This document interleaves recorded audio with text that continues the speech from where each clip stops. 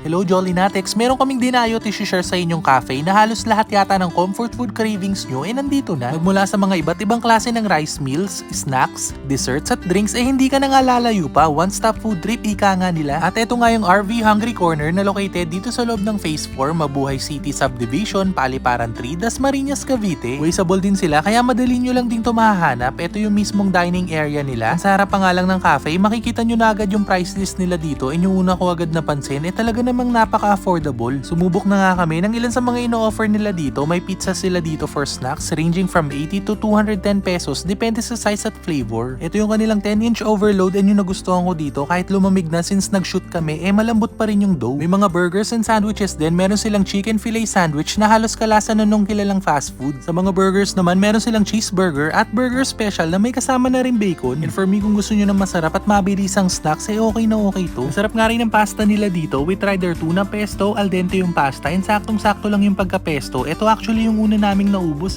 Sa mga rice meals naman, sumubo kami ng kanilang grilled chicken at grilled liempo. Parehas naka-unlimited soup and rice na yan at sulit na sulit talaga. Yung chicken sobrang lambot as in literal na fall off the bone. Nanunuot yung lasa and may kakaibang marination na dito ko lang natikman. Same goes dun sa kanilang liempo na halos nagka-caramelize na. Malaki din yung serving ng liempo nila dito kaya hindi ka na rin mabibitin. May own version din sila dito ng beef tapa na chunks yung serving at hindi shredded. May saktong tamis at alat yung pagkakatimpla at malambot yung mismong beef tapa. Meron din sila ditong crispy liempo. Ito personally nagustuhan ko since parang kang kumakain ng chicharon sa sobrang nipis ng liempo. Thin and crispy at talaga namang bagay na bagay dun sa garlic rice nila. May chicken fillet alaking nga rin sila dito and yung mismong chicken fillet same na same yung quality dun sa kilalang fast food. Pero yung pinagkaiba mas masarap yung homemade alaking sauce nila dito. Must try naman tong kanilang pad krapao rice bowl. Ang dami ng serving at lasang-lasa mo yung mga herbs and spices na ginamit. And yes, maanghang to pero for me tolerable naman and that what actually makes you want it more. Basta try nyo to, promise. May sizzling pork sisig nga rin sila dito na good for sharing na. For desserts naman, sure ako may enjoy nyo yung kanilang bubble waffle with 6 flavors to choose from. We tried choco, ube, at yung pinaka nagustuhan namin classic with cheese. Masarap yung mismong butter mixture nila and hindi rin masyadong matamis. Actually, kung may kids kayong kasama, magugustuhan nila to. For drinks naman, marami rin silang selections dito ng mga affordable fruit sodas and iced coffee. May ice scramble nga rin sila dito. Ito yung classic special, 55 pesos lang yan pero kita nyo naman ang dami ng toppings. Solid din yung mga halo-halo nila dito. We tried their halo-halo special and ube overload. 60 pesos lang parehas yan pero hindi tinipid sa sahog. And kahit nga tapos na ang summer, talaga namang ang sarap pa rin neto. Open sila dito daily from 11 AM to 10 PM kaya naman sa mga taga-Dasma dyan na naghahanap ng affordable pero quality food trip spot, yung tipong masarap pero hindi bubutas ng bulsa, isa na nga tong RV Hungry Corner sa dapat nyo masubukan. So paano until our next food trip?